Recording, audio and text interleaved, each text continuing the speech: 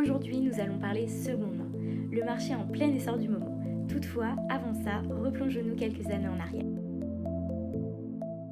Lorsqu'on juge une personne, on voit si elle est bien habillée. C'est l'aspect extérieur qui Voilà, compte c'est le l'aspect premier. extérieur. Mais pourquoi il faut suivre une mode? Parce que tout le monde le fait, alors c'est comme du moutonisme. Même si la seconde main s'est démocratisée il y a peu, la démarche d'acheter des produits d'occasion existait déjà dans les années 60 en France. Une pratique apparue au début des années 60, les Français découvrent le plaisir de changer de vêtements, souvent, et pour vider les armoires encombrées, la solution, c'est la bourse où chacun trouve son compte. Alors, qui apporte les vêtements et qui les achète? Tout le monde. Ceux qui en ont besoin, ceux qui veulent vider leur placard, les dames qui ont envie de changer de robe parce que la couleur n'en plaît pas, ou parce qu'elles ont grossi, maigri, parce que les enfants ont grandi. De nos jours, acheter d'occasion est devenu une réelle tendance et séduit toujours plus de clients. Il n'y a pas que le fric qui est chic, comme le chantait si bien le groupe de disco américain Chic. La fripe aussi devient de plus en plus chic. Et oui, une tendance de fond qui s'accentue bien sûr avec cette crise sanitaire. Le marché de la seconde main explose. L'an dernier déjà, un Français sur 3 avait acheté un produit d'occasion. Aujourd'hui, nous allons nous intéresser aux motivations des jeunes à consommer des produits de seconde main. Mais avant toute chose, la seconde main, c'est quoi? Alors pour moi, la seconde main, c'est des vêtements qu'on achète de personnes qui ont déjà été portés. Pour moi, la seconde main, c'est reprendre des produits qui ont déjà été utilisés pour pouvoir, donc si c'est des vêtements, les reporter ou les réutiliser si c'est du électroménager ou des choses comme ça. Sur Internet, aussi les magasins, il y a de plus en plus de magasins qui proposent de la seconde main, mais principalement sur Internet. Seconde main, c'est surtout, je dirais, du bouche à oreille. Il y a aussi du coup les pubs télé ou même sur les réseaux. Voilà, c'est un peu un pêle-mêle de plein de choses. Selon une étude, c'est près de 9 jeunes sur 10 qui déclarent avoir déjà acheté des produits de seconde main. Je consomme des produits de seconde main. Je consomme un petit peu de produits de seconde main quand même. Afin d'en savoir plus sur cette tendance de consommation, nous sommes allés à la rencontre de Justine, qui a créé sa friperie juste avant la pandémie. En effet, celle-ci a véritablement boosté le marché de la seconde main. Certains consommateurs ont notamment vu leurs revenus baisser et d'autres se sont tournés vers des solutions plus locales pour se procurer de nouvelles pièces pendant les confinements. Eh bien, je suis Justine Groux, la gérante d'Ustasap. J'ai créé la boutique il y a maintenant presque 2 ans. J'ai créé cette boutique pour offrir différents modes de consommation responsable, avec des vêtements de seconde main sélectionnés à la pièce, que je relave, détache, retouche si nécessaire.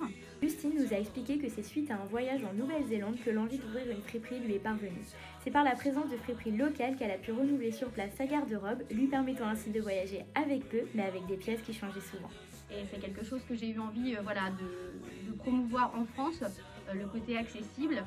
L'objectif aussi au travers du projet, c'était de créer cet esprit de boutique indépendante, sans pour autant que ça saute pas aux yeux, que ce soit une friperie, pour montrer que la seconde main a de l'avenir et qu'en fait on n'est pas obligé d'avoir des enseignes qui sentent la vieille valise, où c'est surchargé sur les portants et où c'est absolument pas sélectionné en amont en termes de style.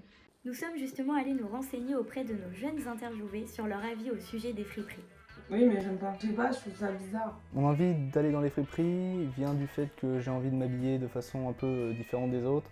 Et dans les friperies, du coup, on peut trouver des vêtements qui datent de quelques années, d'une autre mode, et qui revient à la mode. Et du coup, voilà, c'est ça. Et aussi que les produits sont souvent un peu moins chers que dans le commerce habituel. Je trouve ça intéressant déjà de voir un peu des vêtements qui ont déjà été portés, les prix aussi sont attractifs.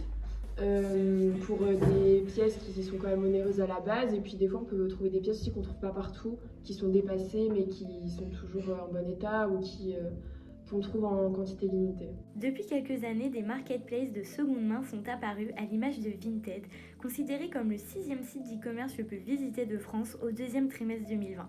Son application regroupe environ 16 millions d'utilisateurs en France, avec un chiffre d'affaires d'1,3 milliard d'euros en 2019 dans le pays. Sur Vinted, parce que tout simplement ils proposent majoritairement des vêtements et c'est des personnes qui s'y connaissent, donc qui donnent plus de descriptions et qui sont plus à même à décrire le produit que des personnes sur le bon coin qui vont vendre des vêtements un petit peu comme ça. Oui, je mets des vêtements en vente sur Vinted aussi. Parce que je les mets en vente parce que ça permet déjà de pas les jeter des vêtements. Moi je peux les revendre à quelqu'un, moi ça me permet de gagner de l'argent et les personnes de trouver des vêtements qui peuvent leur plaire. Pour l'instant, j'ai pas encore sauté le pas, j'ai pas encore mis de vêtements à vendre en ligne, mais quand j'ai fait un tour de ma garde-robe récemment, je me suis dit pourquoi pas essayer. Mais quelles peuvent être les motivations à consommer des produits de seconde main? Justine nous explique selon elle les motivations qui peuvent pousser sa clientèle à consommer des vêtements d'occasion. Avoir un vêtement original qu'on va pas retrouver sur le dos des copines ou de Monique de la Conta. Grosso modo, après je pense qu'il y a aussi le côté économique. La seconde main est clairement réputée pour être moins chère. Après il y a eu un vrai essor de la seconde main et les prix ont aussi beaucoup augmenté dans les enseignes comme ça. Les raisons peuvent donc être multiples. Allons voir ensemble auprès de nos interviewés quelles sont-elles concrètement. Que j'ai envie de m'habiller de façon un peu différente des autres, de trouver des vêtements qui datent de quelques années, d'une autre mode, et aussi que les produits sont souvent un peu moins chers. Je les consomme parce que c'est moins cher que des vêtements qu'on peut acheter, qu'on peut trouver dans le commerce. Et puis ça permet de donner une seconde vie aux vêtements. Pour avoir de l'argent de poche. La seconde main, c'est aussi un acte citoyen pour lutter contre la fast fashion, qui a un impact à la fois sur l'environnement et sur les personnes qui travaillent sur les chaînes de production. L'industrie textile est aujourd'hui le 3e secteur le plus consommateur d'eau dans le monde et 1,2 milliard de tonnes de gaz à effet de serre sont émises chaque année par le secteur. Malheureusement avec la fast fashion, on a cette problématique de ne plus trop savoir ce que vaut un vêtement. Donc l'intérêt c'est aussi vraiment de réapprendre ça aux gens et de leur montrer que voilà, c'est aussi un équilibre pour nous à trouver. Un petit peu quand même parce que la fast fashion on sait très bien que c'est mauvais pour la planète, que ça embauche des personnes dans des pays qui sont pas très légales, etc. Donc forcément oui ça peut être un facteur et je devrais peut-être plus aussi m'intéresser au fait de consommer de la seconde main et puis aller chez Zara, chez etc. Toutefois, chez certains, la préservation de l'environnement n'est pas la motivation principale. Pour moi, le contexte écologique et de la fast fashion, ça joue pas forcément dans la façon dans laquelle j'achète des vêtements. C'est surtout, voilà, est-ce que le vêtement me plaît, est-ce qu'il est original. Donc je peux acheter aussi bien des vêtements de fast fashion comme des produits issus de friperies ou de plateformes comme Vinted. Ça compte, mais moi, je ne prends pas trop compte. Vous l'aurez compris, la raison principale pour laquelle les jeunes consomment des produits de seconde main est la possibilité de faire des économies, mais aussi l'opportunité de gagner un peu d'argent. C'est aussi l'avantage de se procurer des pièces uniques et de donner une seconde vie à ces dernières. Rappelons tout de même que, bien que ce ne soit pas les motivations principales chez la jeune génération, que consommer de la seconde main, c'est aussi prendre conscience de ses achats et participer à l'économie circulaire en faveur de notre planète.